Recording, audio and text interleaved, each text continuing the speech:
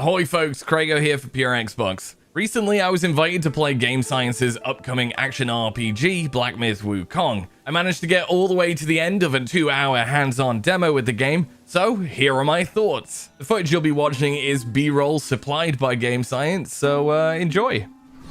For most, Summer Game Fest came to a close once Playdays wrapped on Monday, but not for us. Game Science, the talented developers responsible for the upcoming action RPG Black Myth: Wukong, found time for Pure Xbox the following day, and we're so glad they did because the game is phenomenal. He's real! Say what you like about Summer Game Fest's opening show, but there's no denying that when the Black Myth: Wukong trailer dropped, the air left the YouTube theater, and goosebumps were felt by many. So, you can only imagine the anticipation we felt whilst descending to the top floor suite of the Proper Hotel in downtown LA for a private 2-hour hands-on preview of the game. You see that hotel over there? That is a proper hotel, that is. For those who didn't know this already, Black Myth: Wukong is inspired by the 16th century Chinese novel Journey to the West, considered one of East Asia's most popular literary works. It's not the first time the video game industry has been inspired by the shape-shifting Monkey King's son Wukong, most notably Ninja Theory's favorable 2010 enslaved Odyssey to the West. Our preview began by panning down on an extremely detailed peach. You could even see its individual fuzzies, chilling on the forest floor. Before we knew it, the peach revealed itself to be our shifty protagonist, Wukong. It took just a few seconds to acknowledge that Black Myth: Wukong is an Unreal Engine 5 game, so for the next 1 hour and 59 minutes, we knew we'd be in for a visual feast for the eyes. The demo tasked Wukong with scaling the Black Wind Mountain, an early chapter of the game and is a location familiar to those who know the source material. Our experience with Souls-like games, which Black Myth: Wukong isn't, but kinda is, more on this later, is that each location is a character unto itself. This is just as important, if not more so, than the charming Yao Guai that inhabit them. There were 3 locations we pilgrimaged through during our time with the game. The first was a rich greenwood where fallen leaves dance atop reclaimed temple ruins as you pummel wolf-like beasts with Wukong's trusty staff. The second housed several larger temples, swampy marshlands, and boss encounters including a massive white wolf Yao Guai with glowing red eyes, elevating the whole experience to spectacular levels. The third was the summit of Blackwind Mountain at sunset. Here we were faced with a gigantic fire-wielding black bear. I'm not kidding when I say that my heart was pounding so hard I could feel it in my neck as the scene was set for this closing confrontation. It's fair to say that Black Myth: Wukong goes full bombast on its set-piece locations and doesn't hold back on the thrills either.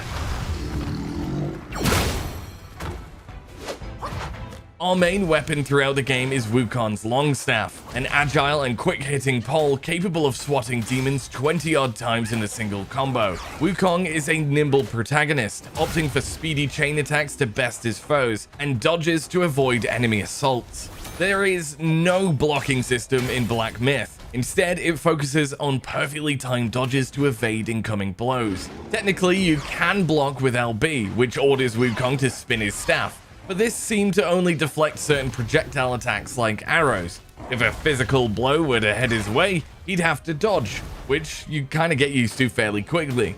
We noted the perfect timing window to be rather generous, which almost balanced the limited defensive options. You can spam X for your fast-hitting combo, or hold Y for a heavy attack. These are both at the cost of stamina, and I could say more, but you know, this is pretty straightforward stuff.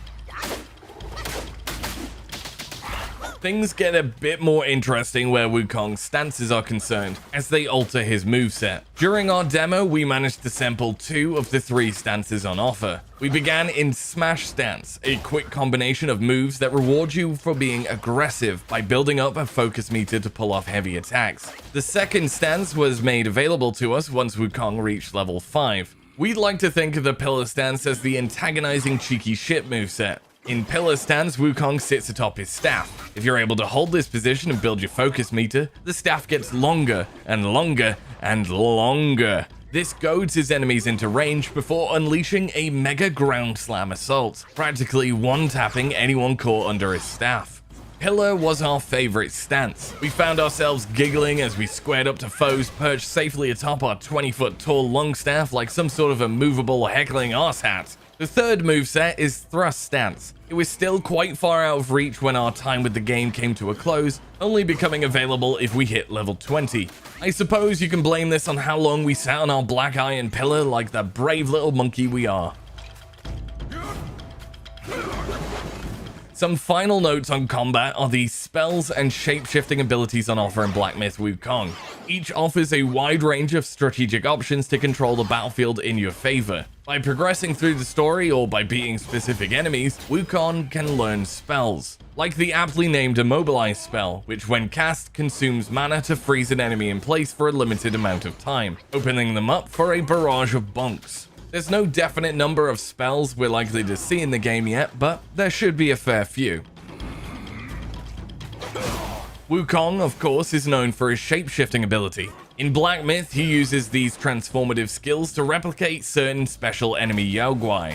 In this demo, once we managed to best a flame-wielding daddy of a mini-boss, Wukong could adopt their physical form, weapon, and powerful attack patterns for a limited time, being able to shift into Yaoguai whenever things got spicy, or when we fancied capitalizing on an immobilized foe, varied the combat and elevated the whole experience. At first glance, you'd be forgiven for thinking Black Myth: Wukong was a Souls-like game. There are a lot of similarities to Dark Souls. Vanquish an enemy, gain willpower, kinda like Souls. Need to replenish your health? Drink from your gourd, kinda like flasks. You get the idea, right? Black Myth: Wukong draws a lot from the genre, but in actuality is more comparable to an action RPG. Game Science opted for a more traditional skill tree, instead of tying character abilities to weapons and armor. Stances are unlocked by reaching levels and enhanced by spending earnable sparks on foundation skills or stance upgrades. Also, rather than punish the player for dying, it encourages strength and power with an awesome amount of named boss fights. Black Myth definitely feels easier than your traditional Souls-like, but strikes a solid balance between that and an action RPG.